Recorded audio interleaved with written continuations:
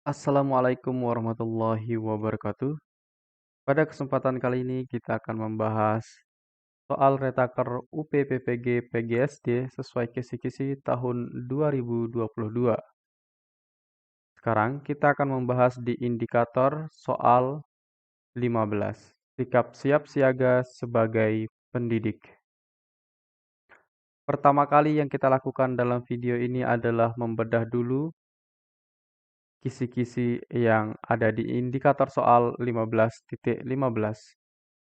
Indikator soal menyatakan bahwa menunjukkan sikap kesiapsiagaan dalam proses mendidik, mengajar, membimbing, mengarahkan, melatih, menilai, dan mengevaluasi peserta didik.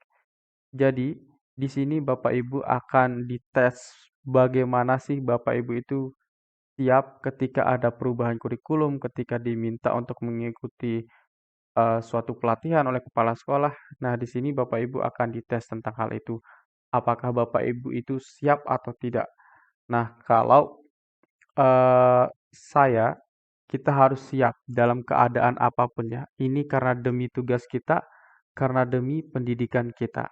Jadi kita harus tetap siap dan siaga. Kalau siaga misalkan dalam COVID-19, itu kan ada perubahan cara belajar. Nah, kita harus siaga dalam hal itu. Misalkan kalau di dalam COVID-19 kita diminta untuk masuk sekolah, maka kita harus siapkan beberapa hal untuk mengurangi penyebaran COVID-19 itu.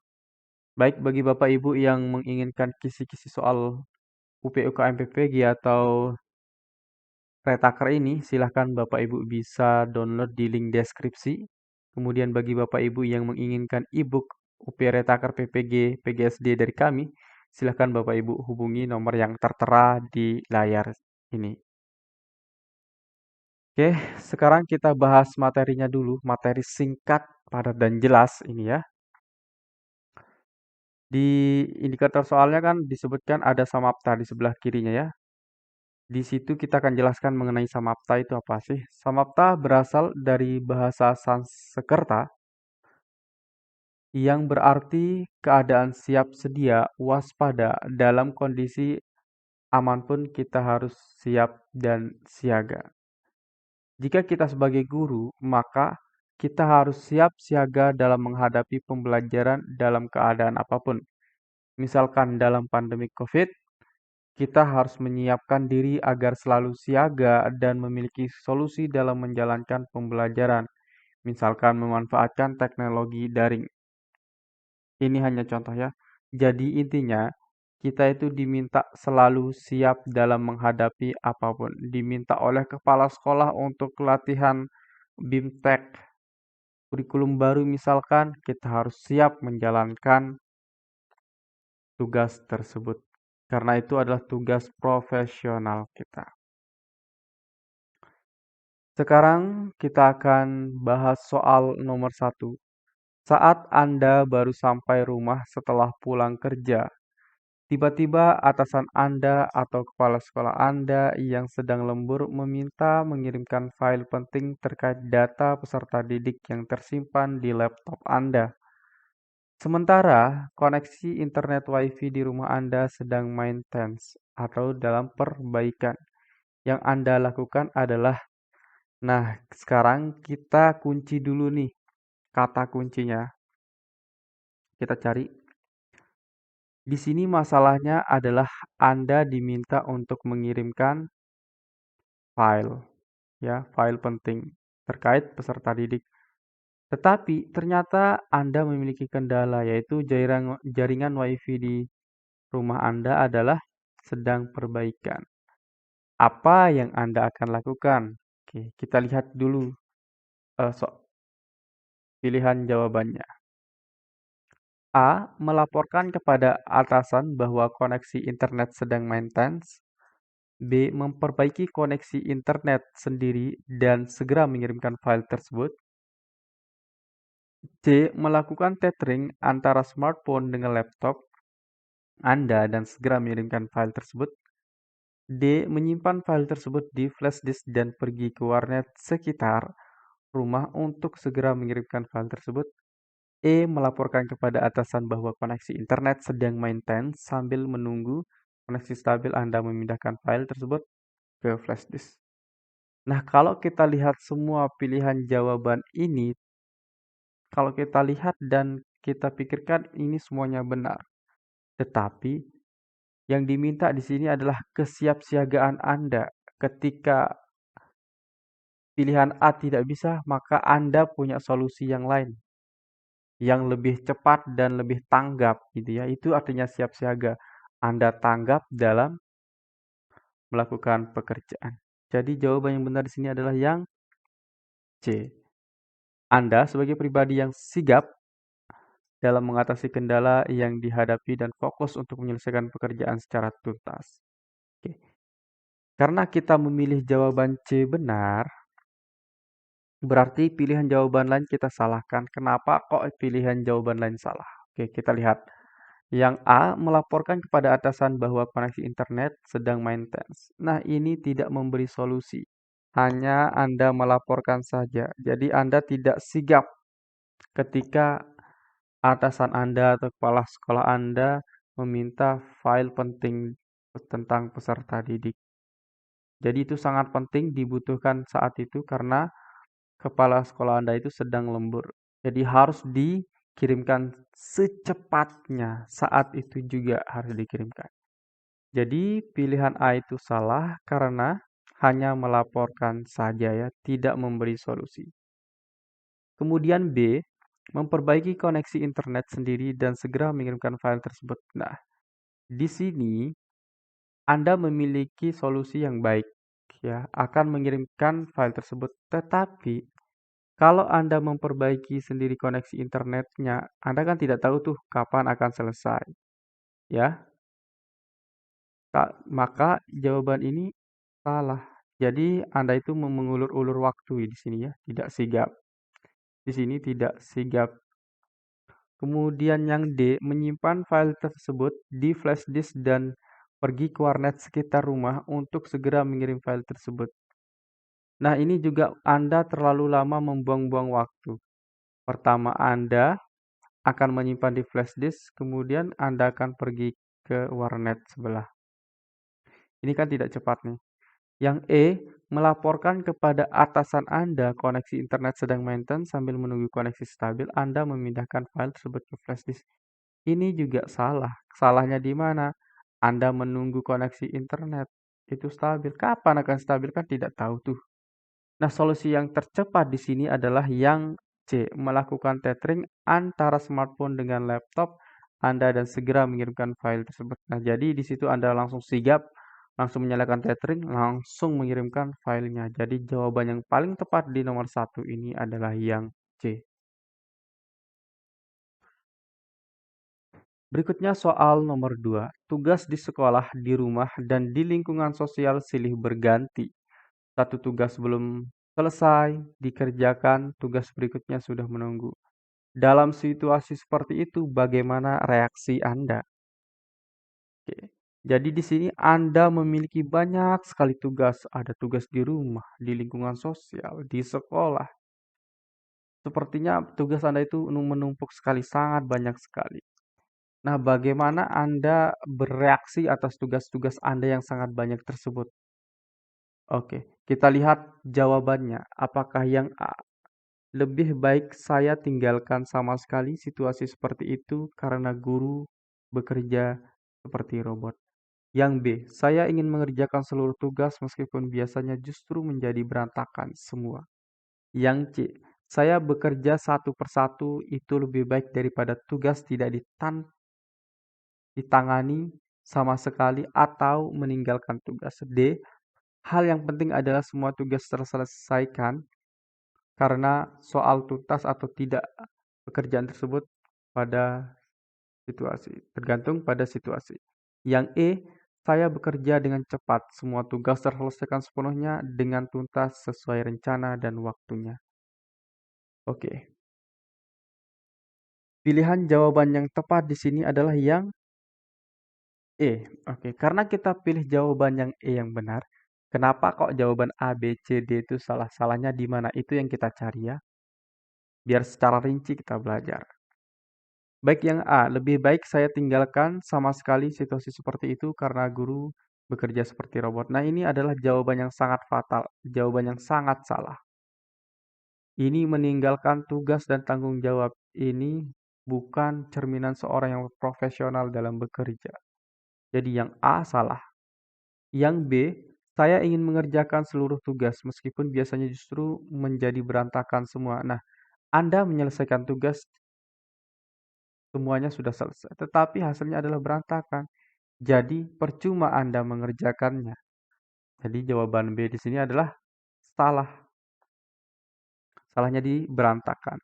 Yang C, saya bekerja satu persatu, itu lebih baik daripada tugas tidak ditangani sama sekali atau meninggalkan tugas. Nah, di sini Anda hanya bekerja tidak komitmen ya, semau-maunya. Artinya Anda hanya bekerja ya hanya bekerja saja, tidak ada motivasi, tidak ada komitmen untuk bekerja. Jadi salahnya di sini, bekerja satu persatu.